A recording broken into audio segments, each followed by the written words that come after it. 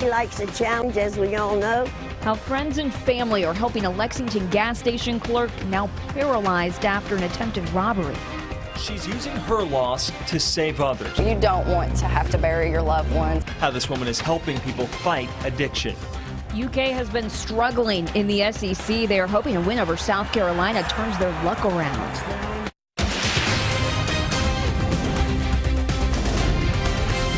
This is WKYT News at 6. It's going to be a long road to recovery for a Lexington gas station clerk, but his friends and family won't let him go it alone. Good evening. You're watching WKYT on the CW Lexington. I'm Sean Moody. And I'm Kristen Kennedy. 1 week has passed since someone shot Charles Moore at the Marathon off Lansdowne Drive, the gas station where he worked. Moore is still at UK Hospital tonight. And today his friends and family helped raise money to pay his bills. WKYT's Mike Byer talked to them. He has our top story at 6. We just need everyone's prayers to continue for Chuck because he's got a long journey, but it's going to be just fine. Rhonda Chaffin is Chuck Moore's aunt. 1 week ago today, Chuck was shot multiple times during an attempted robbery at the Marathon gas station on Lansdowne Drive. What was a scary scene has now become a scene of love. Drop it right in there and you got your copy. Chuck's family, friends, and co-workers came together today for a fundraiser to raise money for his medical expenses. $2, $5, he'll be happy with anything. I've talked to him this morning and he said to let everyone out there know that he loves them. I think everybody that's been coming in the store since this happened has been donating some kind of money for him. I hope he gets $1 million. Chuck is a Marine who was hit 4 times by gunfire that left him paralyzed from the waist down. Chaffin says her nephew will be released from the hospital next week, but still has a long road to recovery. He'll be going into a care center for rehab, and I'm going to relocate so I can go through this journey with him. Chuck recently posted this video from the hospital to let everyone know he is all right. Thank you for your support and your prayers. It's really helping. I'm doing pretty good.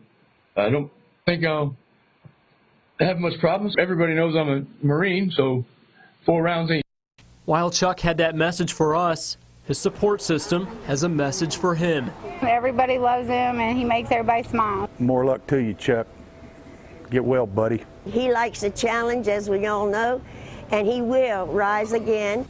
In Lexington, Mike Byer, WKYT. The marathon is still accepting donations for more. Friends have also set up an online fundraising page for him. We have a link to that page on WKYT.com. New tonight, a man charged for a murder 8 years ago is back in jail tonight. He was out on bond originally. David Peel is charged with Mark Dunn's murder. Dunn's body was found in a burned-up pickup truck by the Kentucky River back in 2008. Peel had a hearing in the case scheduled for Friday in Jessamine County. The court officials say he did not show up for that hearing. A warrant was issued for his arrest, and deputies arrested Peel last night. 5 people are now dead tonight after an overnight shooting in Washington State. Police say a man shot and killed all 5 of those people at a shopping mall in Burlington. Police say he walked into the mall without a weapon, but about 10 minutes later, they say he went into a Macy's with a rifle and started shooting. That gunman is still on the run this evening. I just want to let everybody out there know if any information you may have on who might have done this, please contact the authorities.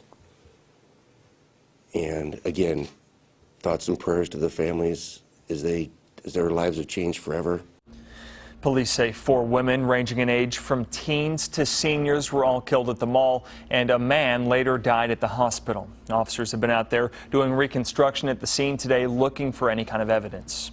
In Lexington, 1 person is recovering from an overnight shooting. Officers responded to a shots fired call on Booker Street just off Newtown Pike around 1 this morning. They say someone shot a man in his leg. He went to the hospital, and right now officers do not have a description of the people they're looking for. Technically, it is the first weekend of fall right now, but it's feeling a little bit more like the last weekend of summer. Yes, it is. We are tracking more warm weather in our Sunday forecast, too. WKYT meteorologist Jim Caldwell is taking a look at a lot of heat. Yeah, right back into the upper 80s tomorrow again, and that's where we are right now. Upper 80s and even low 90s showing up across parts of Kentucky. Here's a view outside. We've got some cloud cover starting to stream in to parts of Lexington, which is welcome news for those folks out at Commonwealth Stadium, by the way. They need a little break break from that sunshine because it is certainly warm out there. It's 90 degrees here in Lexington. Winds are coming in out of the north at around 8 miles per hour. That'll do very little to cool things off. It's very dry, though, with that humidity only at 38%. Speaking of UK football forecast, should be in the low 80s, maybe mid 80s at this point as we go rolling toward kickoff. But by the end of it, we're in the mid 70s once we wrap things up. Defender radar network quiet here across portions of central and eastern Kentucky, but it's all about that fall push coming our way. Fall finally shows up as we are tracking a big time temperature swing and some showers and storms to start the work week. I will have it in your hour by hour forecast coming up in just a few minutes. They ran for recovery. Families in Winchester spent the morning racing to raise awareness of drug addiction. September marks National Recovery Month. WKYT's Michelle Chamberlain talked to the organizer of today's race. Amber Fields came up with the idea for Run for Recovery. It's very personal for her. Go. Her husband died from an addiction to prescription pills that he took for pain associated with lupus. And since then, I said if I ever got through the grief of it and came off the drugs myself, that I would do something to honor him. And so me and another lady have been planning this for the last year, and this is the fruit of our labors. It hasn't been an easy road for Amber to get to this point. She says she too became addicted to the same pills as her husband, but losing him forced her to get help. You know, I miss my husband every day. I think about him all the time. He's my best friend. I was with him pretty much a very long time, and I didn't think I could ever live without him, but, you know, we learned to count on God and celebrate recovery and tools to get through life. Amber wants people to know there is hope in what seems to be a hopeless situation. She says she's proof that people can and do recover. And while her recovery has been difficult, nothing compares to the pain she felt from the loss of her husband. That's why she focuses on spreading what she's learned on her road to recovery. There's a difference between enabling and loving, but to always never lose hope, because if there's a breath left in them, there's a chance. You know, you don't want to have to bury your loved ones, and you also don't want to believe it a lot of the times that they are an addict. But if you see the signs, then you need to address it as quickly as possible. And one county over, they are loud and proud for recovery. The group Stop Heroin Lexington held a block party today. Tanya Meeks founded the nonprofit group after her son overdosed on heroin in 2014. Today's party was for people recovering from addiction and for their families. What we do is we give awareness out into the community and just kind of open people's eyes as to what's going on, and hopefully we can come together as a community and kind of reduce the overdoses and the addiction problem. Meeks says Stop Heroin Lexington will partner with the group Hope Over Heroin next year for a big event in Winchester. It is game day. The Wildcats are taking on the Gamecocks inside Commonwealth Stadium tonight. Kickoff is set for 7:30, and Stoops troops are anxious to get their second win of the season. WKYT's Rob Bromley is at Commonwealth with a preview of tonight's game. Rob? Well, it's a matchup in the SEC East here tonight, and the Wildcats will be trying to beat South Carolina for the third consecutive year. Other than Vanderbilt, Kentucky hasn't beaten any SEC team 3 years in a row, all the way back to 1959. Stephen Johnson gets the call at quarterback here this evening. What a job he did coming in last weekend when Drew Barker went down. Johnson appeared cool and calm under pressure. Center John Toth is the man who snaps the ball to him. He's not a guy that's going to be like super peppy, but he's going to come in and just execute his assignment and do it to the best of his ability. So that's all you can ask for is a guy like that. So coming from my parents, first of all, they always raised me to be as humble as I can and just try to be as calm as I can and trust in the Lord with everything I do. That's what I try to do at all times, and I guess that's where my calmness comes from. What about the Kentucky D? That's been a big question mark so far. Mark Stoops really getting after his defense earlier in the week. We'll talk about that coming up in sports. For now, that's it from here at Commonwealth Stadium. Back to you. Thank you, Rob. Again, kickoff is set for 7:30, a little over an hour from now at Commonwealth Stadium. You can watch that game on the SEC Network. Still to come on WKYT on the CW Lexington, some high school athletes are packing meals for people in need. Now, your hour-by-hour forecast with meteorologist Jim Caldwell. That heat is really showing up out there today with upper 80s and low 90s area wide. And by the way, this is the first weekend of fall. Not showing up at all out there for us. Let's get right to it. You can see those temperatures I'm talking about. It's 90 in Lexington, 88 in Frankfort, and we've got some mid-80s, London, Jackson, and across parts of southern and eastern Kentucky at this moment. So the good thing about this is the humidity is not an issue. So we do have that part of fall lined up and kind of laid out for us. We don't have the humidity showing up anywhere. It's very low. Here's Defender Radar Network. Things are quiet across central eastern Kentucky. Generally clear skies out there. We do have some cloud cover trying to ease into the area, but as far as a major cloud deck, you're not going to run into that until we get into this mess. That frontal boundary that's going to be sweeping toward us, that is the game changer that brings a significantly cooler air mass to town, and it is going to hang around with us for a few days. We get into your Monday, that's when it starts driving in, and that's when those big changes will also begin to settle in. Behind it, here's what happens. We'll watch those temperatures drop significantly. So tomorrow, we're around 90 degrees, upper 80s, right around 90, kind of like today, maybe a degree or two cooler for some of you. And then we get into Tuesday, because Monday's going to be the day of change for us. We get to Tuesday, and highs could fall just shy of 70 degrees, so some upper 60s could be hanging out in the area. Let's get there with the hour-by-hour forecast. Start the morning off, mid and upper 60s. Pretty much where we have been the past few days, and there you see those mid to upper 80s for your Sunday afternoon. Here we go into the early morning on Monday. The clouds get a little thicker, it's a little breezier, and the front is driving full speed ahead right into Kentucky and igniting those showers. We're at noontime here. The timing on the front is going to mean a lot, because you see mid-60s in central Kentucky, closer to 80 degrees, and above it in eastern parts of Kentucky. So it's all about the timing of that front, how quickly it can get in here, where we end up with our highs. So we're just tracking the time on that right now. But by the afternoon and evening, I think we're all much cooler here. 7-day forecast flipping out at you there. Rain, a solid chance on Monday, and it's long gone by Tuesday. What is not long gone is that cooler air. It is here, and it is going to hang out. Now, it's going to come with a price toward the end of the week and next weekend, but you've got a few days there, guys. Tuesday through Thursday, absolutely fantastic. Everybody that wanted fall to get here, there it is. A week late. A little bit late, but it is there. It's just a big dramatic change. We'll take it. Thanks a lot, Jimmy. High school athletes in Lexington packed food for those in need today. The Lafayette varsity boys soccer team spent the morning at God's Pantry Food Bank. WKYT's Mike Linden talked with their coach. Even though their season is in full swing, the Lafayette High School varsity boys soccer team is volunteering their time this weekend, helping volunteers at God's Pantry Food Bank in Lexington.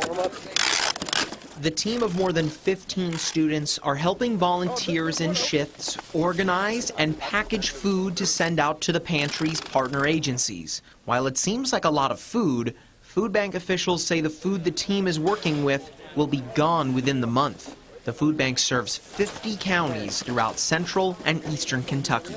Head coach Chris Grimm says getting out and helping others is at the core of working well as a team. It's kind of emphasis on serving first over thinking about yourself. So part of that is giving back to the community, giving back to where you live, giving back to others, helping others that need help. Food bank officials say they wouldn't be able to do what they do without the help of volunteers. They say that last year, volunteers helped them pack nearly 30 million pounds of food. In Lexington, Mike Linden, WKYT. To volunteer at God's Pantry Food Bank, you can visit their website, godspantry.org. Lee K. Howard's in next with sports. The Wildcats are getting ready to kick off against the Gamecocks. They are. It's a big game for the Wildcats, and Kentucky will be a slight favorite to win. Many, though, fans are wanting to see how the Kentucky defense performs against a Gamecocks offense. We'll discuss that next in sports.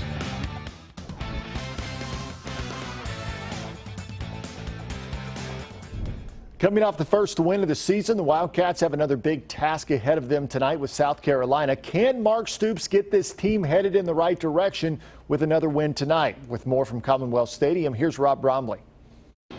Well, Lee K., the Wildcats go in a slight favorite here tonight against South Carolina. Stephen Johnson will get the start at quarterback, and on defense, the Cats will really be looking to tighten things up. Kentucky has just yielded a ton of yards defensively over the first 3 weeks, an average of better than 500 yards per game. Mark Stoops went off on his defense after Wednesday's practice. Here tonight, the Cats face a freshman quarterback in Brandon McElwain. He can run and throw. He's young, but he's the kind of player Kentucky has had trouble stopping. They're gaining a little confidence in what they're doing, the continuity offensively, and settled in with him and some of the problems that he presents and some of his strengths. So I think they're going to get nothing but better offensively. I don't think our game plan has changed too much just because he's a freshman. I think our game plan is correct our mistakes, because our mistakes that we've made in our past games, if they're corrected, the game will be handled in our favor. Well, after a bad first half against New Mexico State, Kentucky only gave up 7 points in the second half last weekend. But as you know, Mark Stoops really went off on his defense earlier in the week. South Carolina here tonight. The kickoff is at 7:30. For now, that's it from here at Commonwealth Stadium. Lee K., back to you. All right, thanks, Rob. You heard him say kickoff coming up at 7:30. You can watch the action over on the SEC Network. Well, next week, the Cats must travel to Tuscaloosa, where today the nation's top-ranked team destroyed Kent State. First quarter, Joshua Jacobs barrels over from a yard out, made it 14-0 Bama. Still in the first, the true freshman gets his number called again, and he delivers, this time from 24 yards out. Alabama up 21-0. Second quarter, Bama's Blake Barnett drops and finds O.J. Howard. No relation. Good for a 34-yard touchdown. Bama cruising to a 48-0 win, headed into next week's game against Kentucky. Meanwhile, Madison Southern's Damian Harris left today's Alabama game less than 3 minutes in. Harris was injured on this play. The Richmond native goes down just 5 plays into the first quarter. He comes off the field carrying his right leg. Harris was later carted off the field with his right ankle taped and ice on it. Harris has been one of Bama's best ball carriers. He's listed as day-to-day. He's been averaging 9 yards a carry. No word, though, yet on if he'll be available next week for the Kentucky game. Running back Bo Scarborough also took a shot to his leg and had to leave the game. And top receiver Calvin Ridley also left the game after taking a shot in the head. Well, back here closer to home, Georgetown College hosting Faulkner out of Alabama. Tigers on the move in the first off the play-action fake. Ozzie Mann throws over the top to Kyle Longworth for a 29-yard gain down to the 1-yard line. Georgetown would punch it in a play later. Now 7-0 in the second. Faulkner looking to tie things up. Clayton Nichols to Jonathan McNair on the fade route. Game tied at 7 apiece. Georgetown had the answer, though, before the half. Mann looking downfield to Connor Ford, who comes down with a great touchdown grab there. Georgetown improves to 3-1 on the season with a 35-21 win over Faulkner. Kentucky State had won 8 straight over Central State. The two meeting up today at Lucas Oil Stadium in Indy. Central State up 14-0 late in the game. 4th and goal in the 4th, and it's Kentucky State's Court Grotehouse who scrambles and finds Jakar Turner in the end zone to cut the lead to 14-7. Then with 3:46 left in the game, KSU's Lavelle Cloud blocks the punt, and Vincent Edwards recovers the ball in the end zone for the touchdown to tie the game at 14. Kentucky State currently tied up with Central State 14-14, this one in overtime. Well, the EKU Colonels have a much-needed weekend off after losing two of its first three, both on the road and both against FBS teams. Mark Elder's crew enjoys an open date this weekend. Elder says that his team needs to work on itself. He hasn't even begun to work on EKU's next opponent, Tennessee Tech. With the players, it's more like spring ball. We're going out and we're practicing. We're playing football against each other, offense, defense, basic plays, doing special teams, drill work, and things along those lines. It's a lot more like spring ball. We're not going to start our install until Sunday with Tennessee Tech. Guys, it's a big game tonight for the Wildcats. Yeah, see if they can continue that after last week's win. We'll see. They need to. Yeah. We'll be right back with a final look at weather. Tonight's Powerball jackpot is $50 million. Tuesday night's Mega Millions jackpot is $25 million. Sounds like one more day. One more day to get the summer temperatures in. We're still getting used to this 4-person newscast we've got going. So many people. We need more. Let's look at the forecast. There it is. 88 is the high tomorrow. Thanks for joining us on the CW. Hope to see you on KYT.